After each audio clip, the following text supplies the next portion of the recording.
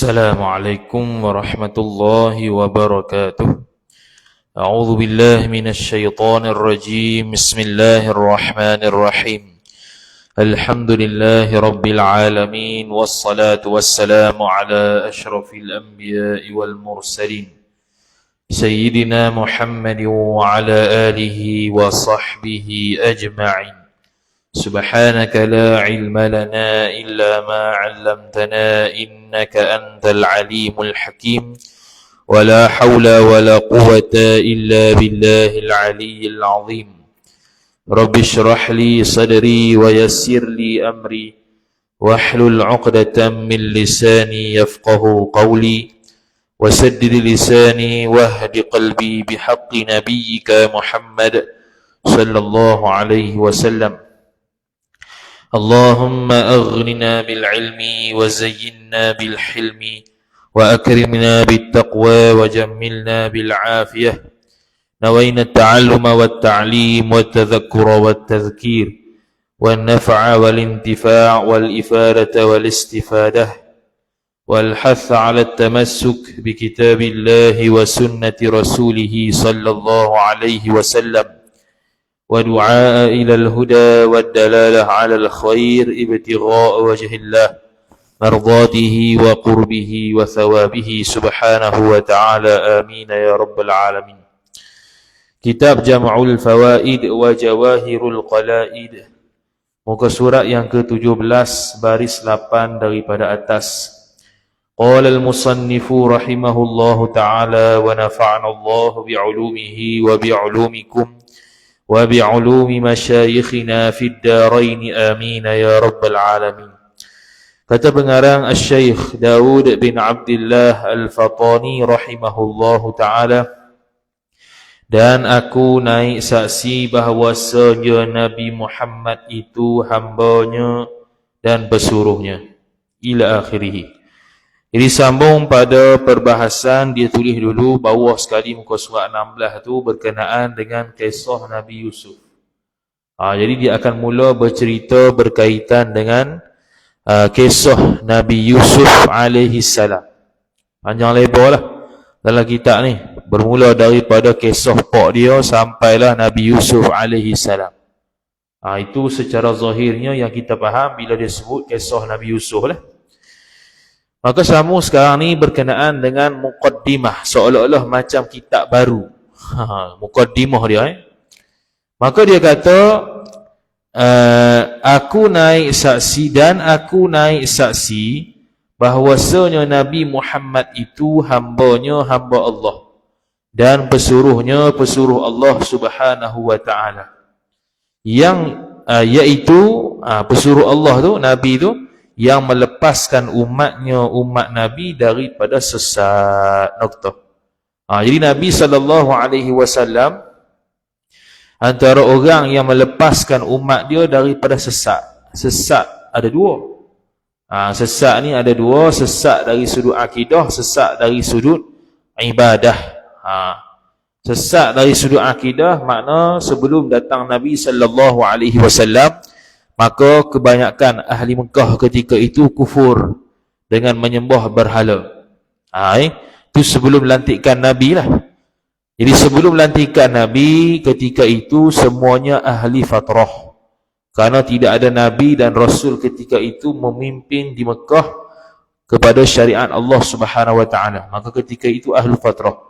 Termasuklah termasuklah mak bapak Nabi sallallahu alaihi wasallam. Ibu bapa Nabi sallallahu alaihi wasallam juga dihukumkan sebagai ahli fatrah. Jadi ahli fatrah ni maksudnya orang yang berada di zaman tiada Nabi, tiada Rasul untuk memimpin dia dalam syariat Allah Ta'ala. Jadi setiap kebaikan yang dia buat tidak ada pahala, setiap kemaksiatan yang dia buat tidak ada dosa, setiap benda yang menyebabkan kufur tidak jadi kufur, hatta termasuklah sembah berhala. Itu pandangan mu'tamad dalam mazhab Ahlus Sunnah wal Jamaah. Tambah pula ayat Quran sebut wa ma kunna mu'adzibina hatta nab'atha rasula.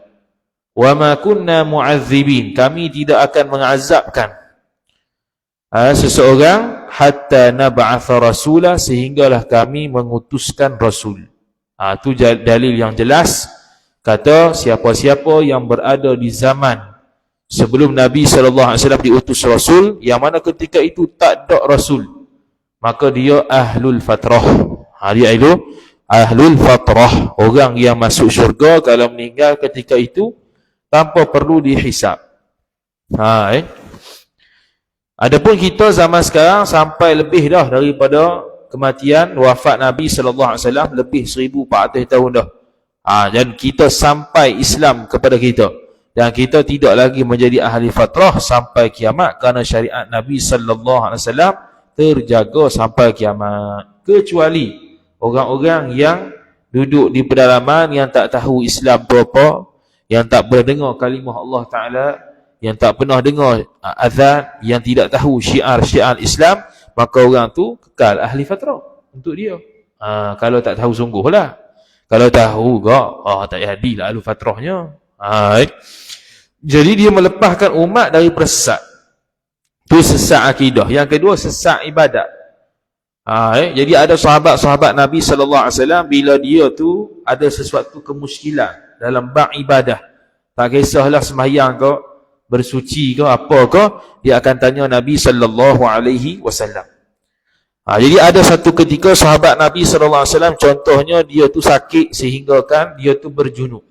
Sakit dia itu luka lah, luka parah. Maka dia pergi tanya sahabat-sahabat Nabi yang lain, aku ni luka parah ni, macam mana nak mandi wajib sedangkan aku ni berjunub? Maka sahabat Nabi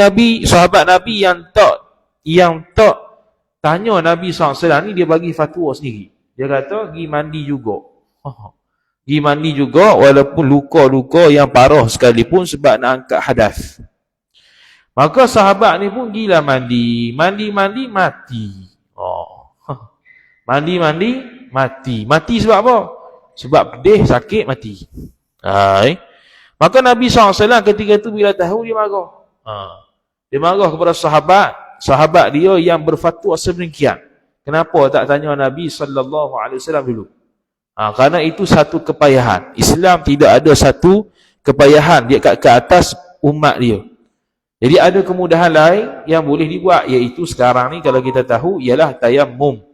Boleh diganti ke tempat yang sakit tu, yang tak boleh kena air, dengan tayammum. Yang boleh kena air, wajib kena air lah, basuh macam biasa, mandi macam biasa. Kecuali tempat yang tak boleh kena air, hak tu ganti dengan tayammum. Lepas pada tu dia sembahyang macam biasa. Tu mencerahkan umat dari sudut ibadat, dan memeliharakan mereka itu umat daripada jahil. Jahil ni pula ada dua, jahil murakkab, jahil basit. Jahil murakkab dan jahil selapih. Jahil basit ni mana? Jahil selapih. Dia tak tahu semata-mata, tu jahil.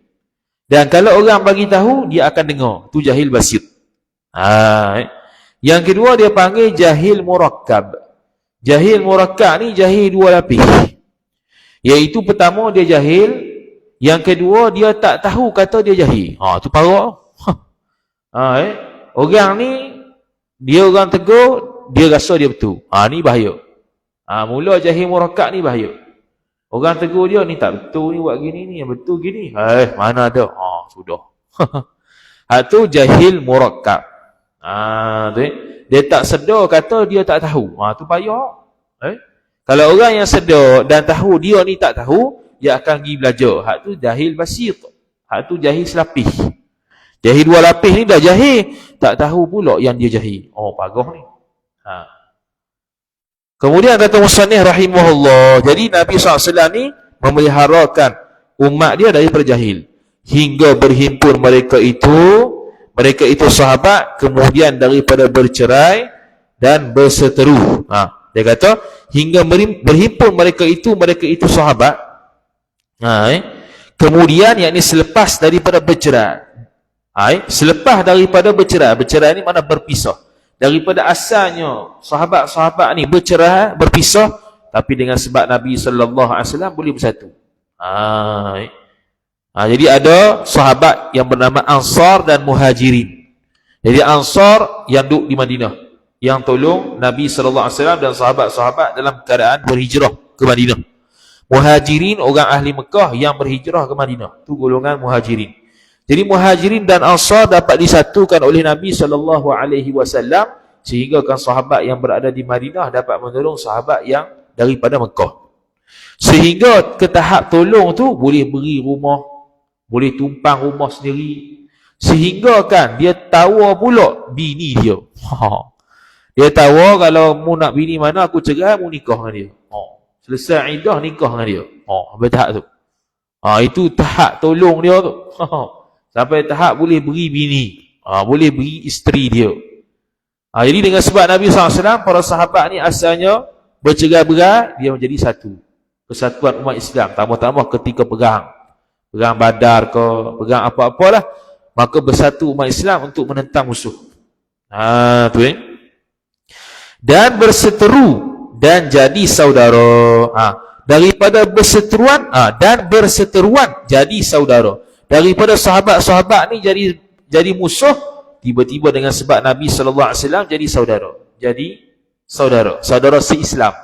Jadi kita ada saudara ni ada dua, saudara keluarga, saudara se-Islam, saudara seagama.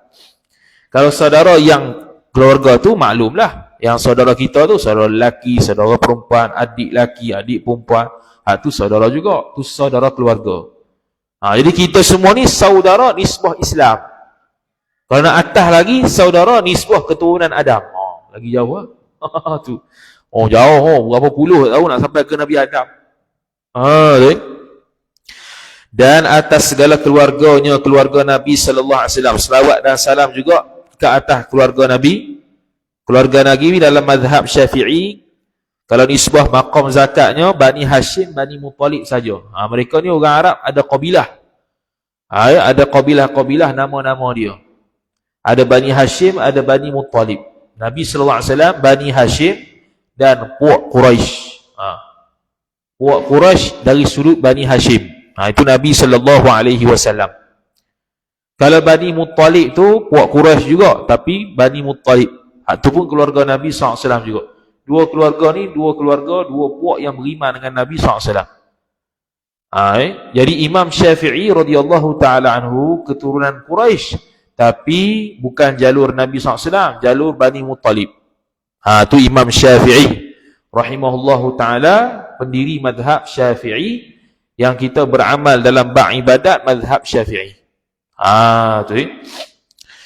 Dan segala sahabatnya, sahabat Nabi SAW. Sahabat ni umumlah, iaitu orang-orang yang bertemu dengan Nabi SAW secara langsung dan beriman dengan Nabi SAW, mati dalam keadaan beriman dengan Nabi SAW, dia panggil sahabat. Jadi kalau orang yang sezaman dengan Nabi tapi dia tidak pernah beriman dengan Nabi, tak panggil sahabat. Ataupun dia Islam, dia beriman dengan Nabi tapi jumpa melalui mimpi, itu pun bukan sahabat. Ataupun dia Islam tapi tak pernah jumpa Nabi SAW dan dia tu sezaman dengan Nabi SAW, maka itu juga tak panggil sahabat. Itu dia panggil mukhadram. Itu dia panggil sebagai mukhadram, orang yang hidup sezaman dengan Nabi tapi tak pernah jumpa Nabi. Contohnya Sayyiduna Uwais Al-Qarni rahimahullahu ta'ala, yang duduk di Yaman berbakti kepada ibu dia. Disebut oleh Nabi SAW, orang yang berbakti pada ibu ni Uwais Al-Qarni yang duduk di Yaman. Dan Uwais Al-Qarni beriman dengan Nabi ketika zaman Nabi dalam keadaan tak pernah bertemu Nabi SAW. Bila dia pergi ke Madinah, Mekah tu nak jumpa dengan Nabi, tengok-tengok Nabi dah wafat. Jumpa Sayyidina Abu Bakar dengan Sayyidina Umar sahaja. Yang adalah mereka itu sahabat Nabi itu pada malam orang yang petapaan. Pada malam, yakni pada malam hari, sahabat-sahabat ni menjadi orang yang petapaan. Apa maksud orang yang petapaan tu? Iaitu orang yang mendekatkan diri kepada Allah Subhanahu Wa Taala beribadah. Itu petapaan situ tu. Itu maksud petapaan di situ. Tu dia kata, kalau bahasa Arab, alladzina kanu bil-laili ruhbana. Mereka bertapa, itu munajat pada Allah di malam hari. Sehingga kan Sayyidina Umar Al-Khattab radhiyallahu ta'ala anhu ada bekah lorong ataupun bekah mengalirnya air mata. Sebab tiap-tiap malam menangis depan Allah Subhanahu Wa Ta'ala, berasa dirinya berdosa, Bertaubat dengan Allah Subhanahu Wa Taala sehingga kan ada bekah laluan air mata di bawah mata dia. Bertahap tu. Tu. Dan pada siang hari orang yang menunggang kuda. Pada siang hari sahabat-sahabat ni menunggang kuda. Apa maksud menunggang kuda? Saja-saja seronok lah. Menunggang kuda menegakkan agama Allah melalui perang. Dia perang ni pakai kuda, tak pakai unta. Kalau dia nak pergi musafir, dia pakai unta. Zaman dulu orang nak pergi musafir, kenderaan yang paling sedap sekali unta merah. Unta merah tu ibarat BMW lah. BMW dan seumpamanya, unta merah. Sebab tu Nabi SAW kata, siapa-siapa yang sembahyang solat witir, atau kama qala, siapa-siapa yang sembahyang sunat witir, itu lebih baik daripada dapat unta merah.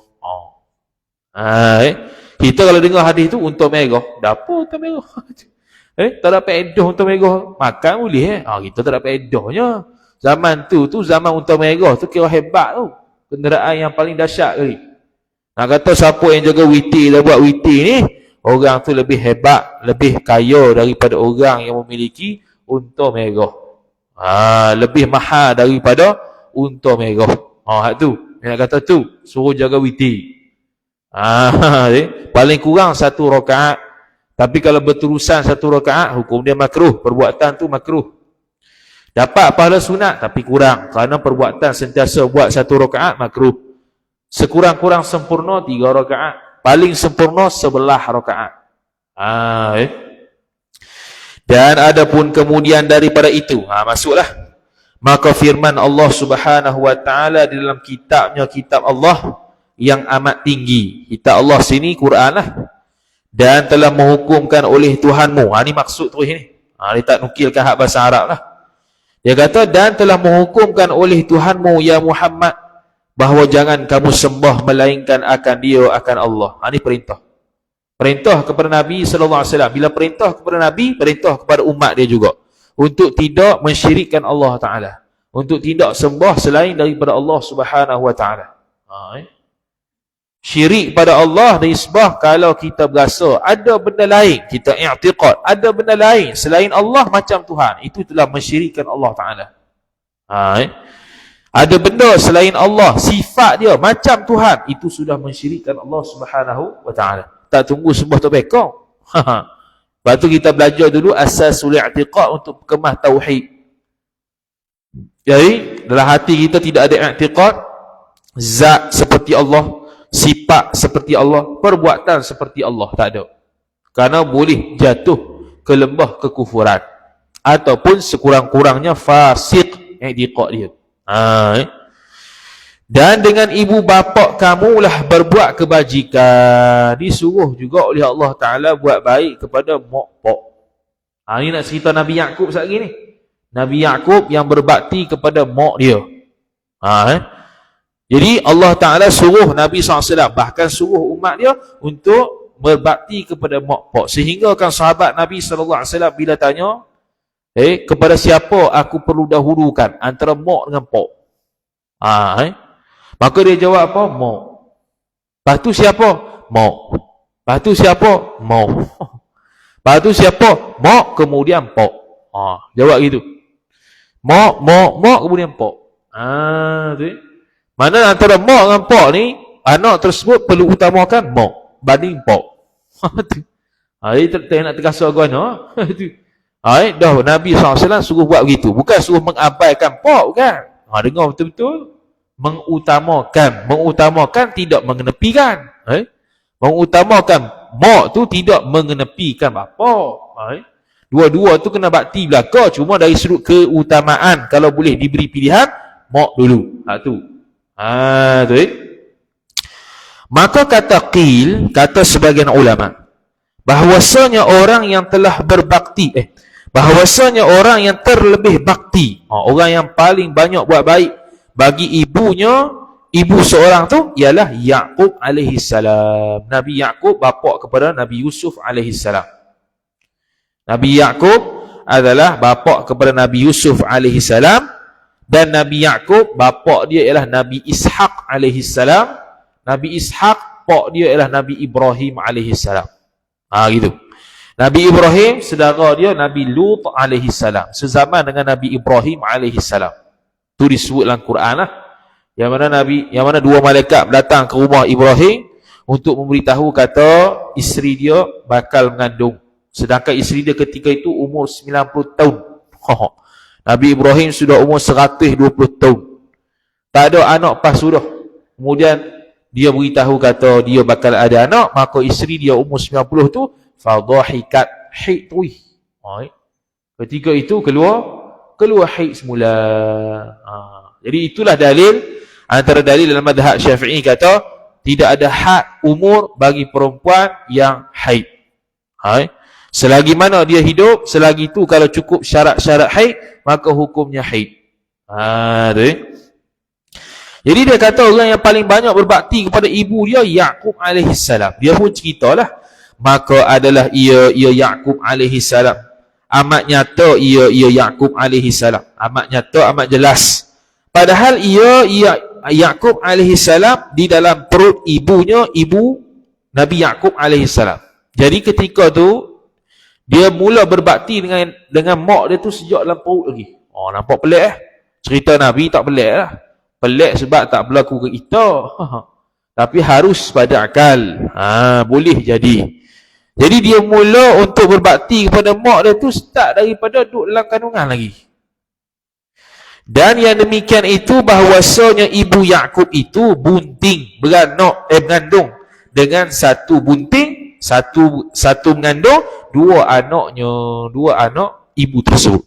Jadi ketika Nabi Yaqub alaihissalam ada dalam perut mak dia, ada seorang lagi saudara dia. Mana anak kembar? Ada anak kembar. Ada seorang saudara Nabi Yaqub alaihissalam. Yang mana saudara Nabi Yaqub alaihissalam ni, sekali dia akan sebut, dia nak keluar dulu. Ada gaduh dia orang tu. Siapa nak keluar dulu? Siapa nak keluar dulu? Perbualan tersebut didengar oleh mak dia. Perbualan dalam perut tu didengar oleh mak dia sendiri. Ini kuasa Allah Ta'ala. Jadi Nabi Yaqub asalnya nak keluar dulu. Kemudian saudara dia seorang lagi, dia tak mau. Dia nak keluar dulu juga. Dua-dua nak balah, nak keluar dulu. Kemudian saudara Yaqub tadi dia beri amaran. Dia kata kalau mau keluar dulu, aku nak keluar kok rusuk mak aku. Tak mau keluar kok jalan biasa. Maka Nabi Yaqub hak dalam perut ni pun tak bagilah dia keluar kok rusuk kerana dapat membunuhkan mak dia sendiri. Maka dia pun rela diri untuk saudara dia keluar dulu. Kemudian selepas daripada tu barulah Nabi Yaqub alaihissalam. Maka dia kata, maka tatkala sampailah bilang bulannya bulan bunting, mana sampai umur hak untuk beranak datanglah tatkala sampailah bilang bulannya datang. Bila sampai bulan, cukup bulan nak beranak ni, ketika beranak berkata kedua anak yang dalam bunting yang satu tu di dalam perut ibunya, ibu Yaqub. Duduklah dalam perut tu nak on the way beranak lah ni. Dan ibunya, ibu Yaqub mendengar ia ibu akan perkataan kedua Yaqub dan juga saudara dia seorang lagi. Dia pun dengar perbualan dia. Apa yang dia cakap ketika dalam perut. Pelik. Jadi kita boleh timbul persoalan. Boleh ke tak mak ni ataupun ibu ni dengar anak dia dalam perut? Harus pada akal. Boleh? Tapi tak dengar pun, tu dah Allah Ta'ala hijab bagaimana? Bahkan kalau kita boleh dengar Allah Ta'ala, kuasa Allah Ta'ala kalau nak suruh dia bercakap ketika dalam beranak, ketika dalam perut sekalipun, boleh. Harus. Boleh saja. Berlaku ke tak suku kira? Boleh ke tak suku kira? Boleh ke tak? Boleh. Berlaku ke tidak? Belum tentu berlaku. Boleh jadi berlaku. Ni berlaku. Kata mak dia tu, ibu dia tu dengar perbualan Nabi Yaqub alaihissalam dengan saudara dia. Maka berkata salah seorang bagi taulan salah seorang. Dia pun saling cakap lah. Dia kata, beri jalan bagiku hingga aku keluar dahulu daripada engkau. Hak ni perkataan Nabi Yaqub. Hak ni perkataan Nabi Yaqub alaihissalam. Nabi Yaqub tawar diri dulu. Marilah aku keluar dulu. Janganlah mau keluar dulu, aku keluar dulu. Aku ni Nabi Yaqub. Maka berkata yang satunya, yang seorang lagi cakap, jika engkau keluar dahulu daripada aku, niscaya aku belah akan perut ibuku hingga aku keluar daripada rusuk ibu tu. Dia sanggup nak bunuh mak sendiri sebab nak keluar dulu. Jahat dah awal-awal. Nakal dah awal-awal orang saudara Nabi Yaqub ni ke dalam perut. Nakal dah. Jadi mak dia pun tahulah perbuatan tu. Kok mana anakku seorang lagi ni, sanggup dia nak keluar ke usuk nak bunuh aku. Maka dia kata, maka berkata yang satunya ni Nabi Yaqub. Dia kata, keluarlah olehmu dahulu dan jangan engkau bunuh akan ibuku. Tak apalah, keluar dululah. Jangan sampai bunuh mak aku. Kalau keluar ke usuk tu bunuh dah lah. Keluar ke jalan yang bukan adat. Ke jalan adatnya rahim tu. Maka keluarlah yang pertamanya. Maka saudara Nabi Yaqub pun keluar. Dia pun mengalah lah. Nabi Yaqub pun mengalah. Dia suruh saudara dia tu keluar. Keluar dulu, tak apa. Maka dia pun keluar. Maka dinamakan Ais.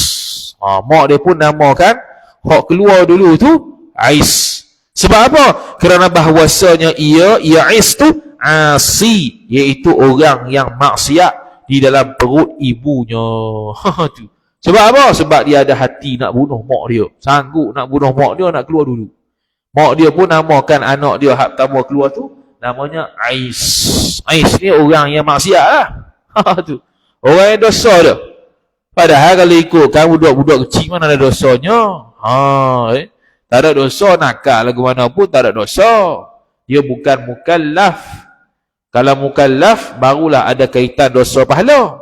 Selagi mana dia tidak baligh, maka dia tidak ada kaitan dosa pahala.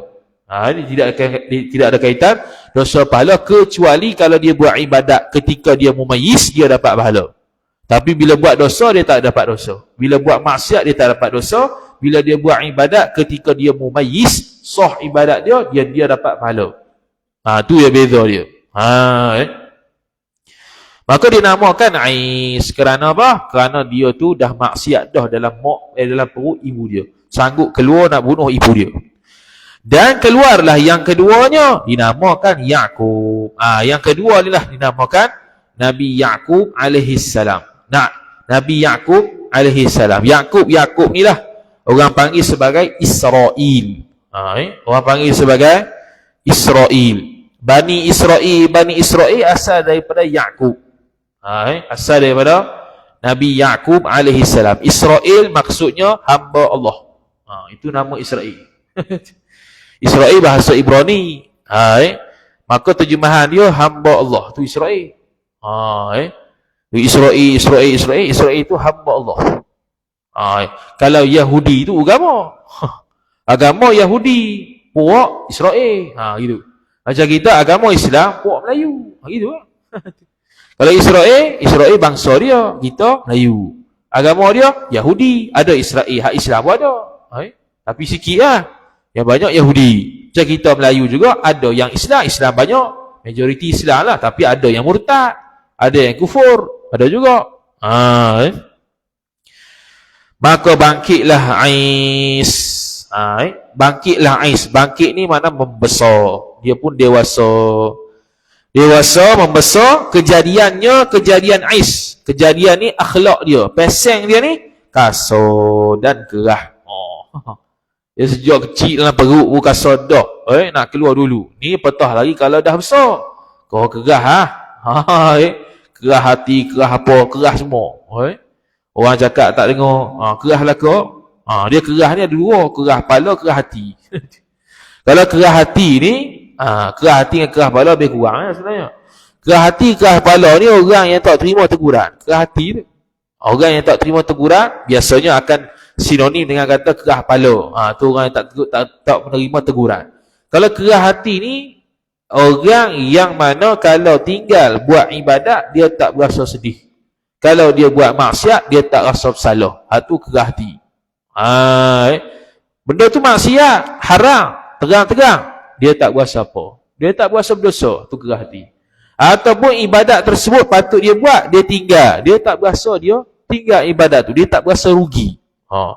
Tu pun kerah hati. Kerah hati tu, bahaya tu. Kerah hati. Ingat kerah hati tu kerah macam mana? Tak boleh kerak ke kau? Bukan gitu.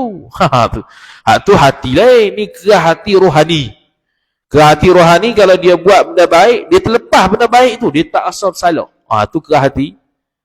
Sebab tu dalam kitab-kitab, contoh dalam bab sembahyang berjemaah, sahabat-sahabat, para ulama, tabi'in, tabi'in, kalau terlepas satu saja sembahyang jemaah, dia berasa berdosa.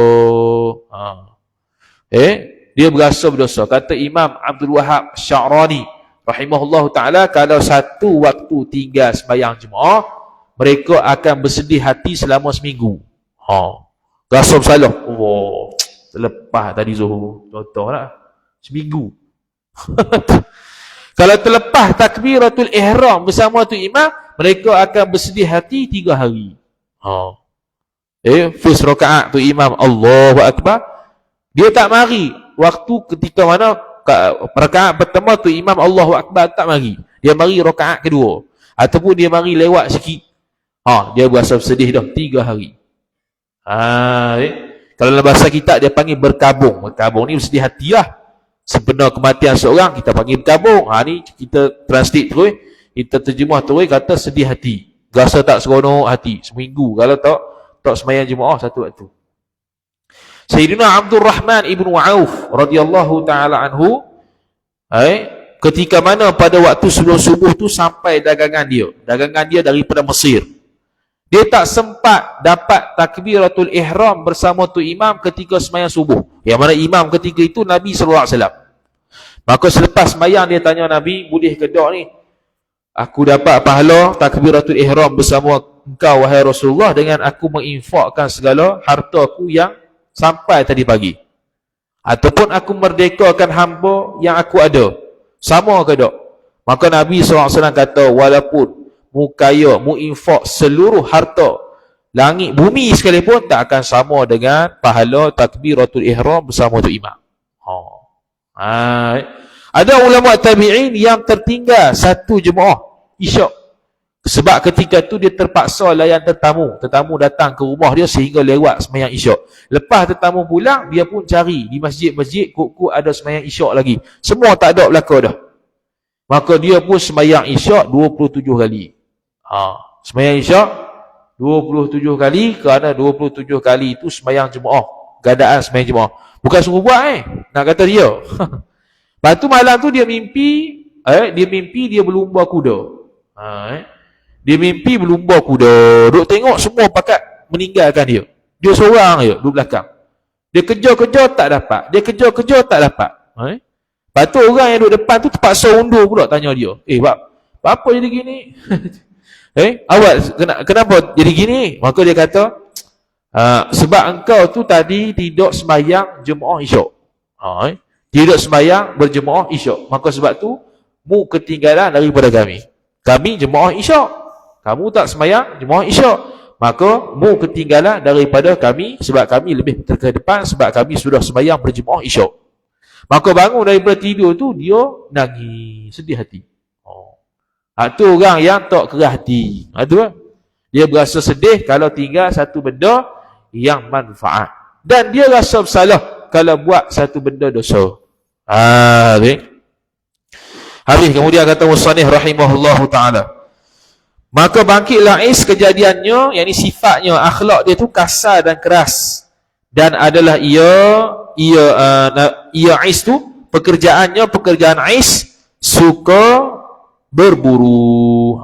Dia peseng suka buru binatang buru binatang tak ada masalah, boleh ya, asalkan cara buru dengan betul. Dan memanah, dia suka memanah, dia suka buru. Dekat hutan lah, cari mana-mana binatang, dia buru dapat, dia suka hak tu. Dan jadilah Yakub pekerjaan pekerjaan ni, peseng dia, sifat dia, akhlak dia, kasihan dan lemah lembut. Hak peseng lembut-lembut, hak peseng baik hati lah kita kata. Kasihan ni baik hati, hak peseng baik hati, lembut hati. Hak ni Yakub terbalik dengan abang dia lah, sebab keluar dulu. Terbalik dengan abang dia Ais tadi, yang sikap dia 360 darjah beza, kasar, kerah. Nabi Yakub orang yang lembut, orang yang santun, orang yang baik hati, beza dengan Ais, abang dia sendiri. Maka adalah ia Nabi Yaqub suka akan kambing. Makna suka pelihara kambing. Sama macam Nabi SAW. Gembala kambing itu kerjaan Nabi SAW. Salah satu pekerjaan Nabi SAW selain daripada berdagang. Berdagang pun ia, gembala kambing pun ia juga. Jadi salah satu pekerjaan sunnah Nabi SAW, gembala kambing, itu perbuatan Nabi SAW. Dan berhuma. Berhuma ni bercucuk tanam. Bercucuk tanam sayur. Kita padi. Padinya tanam apa? Sayur-sayuran. Apa-apalah. Tu kerja Nabi Yaqub. Dia suka begitu pula. Beza dengan abang dia tu. Macam ganah-ganah kerja dia tu. Berburu, memanah. Ganah sikit lah. Fit sikit. Nabi Yaqub ni jenis biasa-biasa. Kepala kambing. Bercucuk tanam. Dan memeliharakan kambing. Yalah, memelihara kambing ni kepala kambing. Beri makan ke kambing cukup masa. Uruskan kebersihan kambing dan sebagainya. Dan adalah ibu Nabi Yaqub ni kasih kepada Yaqub. Mak dia ni lebih kasih pada Yaqub sejak beranak lagi. Sebab dia tahu kata Nabi Yaqub alaihi salam ni orang yang baik ketika dalam perut lagi. Jadi mak dia ni pun lebih sayang kepada Yaqub daripada Ais tadi. Jelaslah, nyata. Kerana bakti baginya, bagi ibu Yaqub tadi. Sebab dia berbakti kepada mak dia bahkan sejak kecil. Apatah lagi kalau besar ni, dia tolong mak dia macam-macam. Apa yang dia suruh, tu berbakti kepada mak dia. Kemudian, bahawasanya Allah Subhanahu Wa Taala mencubakan Ishaq dengan hilang dua mata Ishaq. Mencuba ni memberikan ujian. Dia beri ujian kepada Nabi Ishaq, hilang dua mata. Hilang dua mata ni kurang penglihatan. Bukan buta, kita kena tanggung kata kurang penglihatan. Penglihatan dia agak kurang macam Nabi Yaqub hilang Nabi Yusuf tu. Kerana sifat buta adalah salah satu sifat yang tak layak bagi Nabi dan Rasul-Rasul. Itu kita kena nafi. Jadi setiap perkataan yang mengatakan buta sabit pada Rasul, kita kena takwil kata kurang penglihatan sebab ada selaput. Tu disebut dalam kitab Ad-Durrul Thamin karangan Syekh Daud Al-Fatani rahimahullah juga. Disebut kata selaput tebal. Bila selaput tebal, maka penglihatan pun kurang lah. Tak macam orang biasa. Pakai spek pun gitu juga. Kena buang bedah selaput tu dulu baru boleh. Contoh. Maka Allah Ta'ala beri ujian. Maka nyatalah sabarnya sabar Ishaq. Nabi Ishaq ni betul. Bila Allah Ta'ala beri ujian, dia pun sabar. Sebab tu salah satu pandangan. Sebahagian pandangan ulama mengatakan Nabi Ishaq termasuk di kalangan Rasul Ulul Azmi. Ulul Azmi ni Rasul yang khas. Orang yang mempunyai keazaman yang tinggi dalam menghadapi ujian Allah Subhanahu Wa Ta'ala. Wallahu Ta'ala a'lam. أعوذ بالله من الشيطان الرجيم بسم الله الرحمن الرحيم الحمد لله رب العالمين والصلاة والسلام على أشرف الأنبياء والمرسلين سيدنا محمد وعلى آله وصحبه أجمعين اللهم زدنا علما ورزقنا فهما اللهم زدنا علما ورزقنا فهما اللهم زدنا علما ورزقنا فهما وصلى الله على سيدنا محمد وعلى آله وصحبه وبارك وسلم والحمد لله رب العالمين والسلام عليكم ورحمة الله وبركاته.